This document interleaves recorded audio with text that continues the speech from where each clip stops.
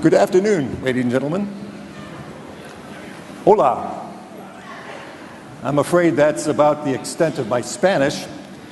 But what does not need translation is the warm welcome which the Sixth World Congress of Families here in Madrid has afforded to, I understand, more than 2,500 participants from all over the world who speak an ancient universal language. It's the same language that Aristotle spoke in the 4th century before Christ when he reminded us that a human being is not only a rational and a political, but also a conjugal or matrimonial animal. And it's the same language that St. Augustine spoke in 5th century northern Africa when he said, the first natural bond of human society is man and wife. Our panel's subject is the demographic winter, how we got to where we are. It asks, in effect, why so many nations are acting against human nature.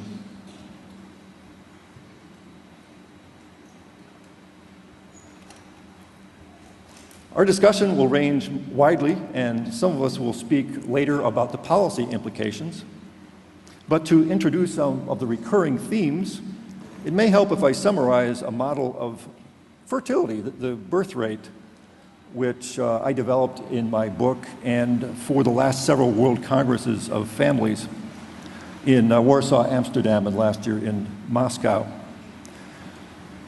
To state the themes, what I found is that 4 factors seem to explain nearly all variation in the birth rates in the countries for which sufficient data are available, which cover about 3/4 of world population. First, the birth rate is strongly and inversely, that is negatively related to per capita social benefits, but it's also negatively related to per capita national saving. These, after all, represent mostly the provision by current adults for their own well-being. A legacy of totalitarian government also reduces the birth rate by about 6/10 of a child per couple.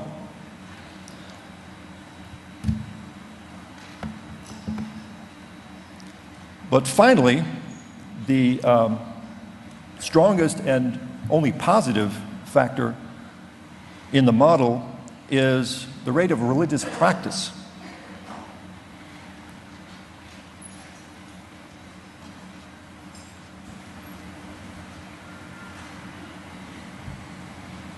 On average in the world, a couple which never worships has about 1.2 children. But the average couple that worships at least once a week has 2.4 more children, or 3.6 children compared with 1.2 for those who worship never. As the rate of weekly worship declines, the rate of abortion also increases exponentially. In fact, what I found is that the abortion rate alone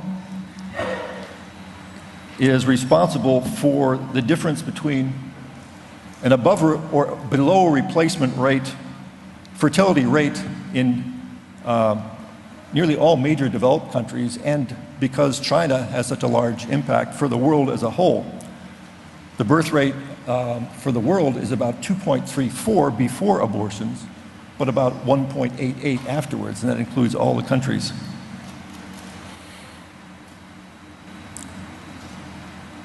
Each of our distinguished panelists will speak for 10 minutes, except our first, Joel Kotkin, who will take 20 to give an overview in more detail. I will enforce these limits by smiling benignly. The speakers will know because they will be signaled from on high. The World Congress website contains extensive biographies, so I won't shorten their speaking time by repeating them here. Let me just introduce all four of our distinguished speakers at once, and then we'll go through their presentations one after the other. Joe Kotkin is famous worldwide as an author, professor at Chapman University, and journalist. And the latest of his many books is The Next 100 Million, America in 2050. Next we'll hear from Don Feder, who is the organizer of publicity for the whole World Congress of Families.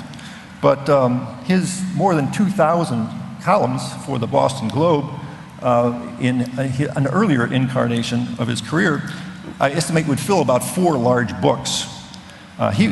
Don will speak on the cultural roots of demographic winter. Douglas Silva is Senior Fellow and Board Member of the Catholic Family and Human Rights Institute, or CFAM, and he recently co-edited the book Population Decline and the Remaking of World Power. He'll speak on the demographic winter as a threat to world peace.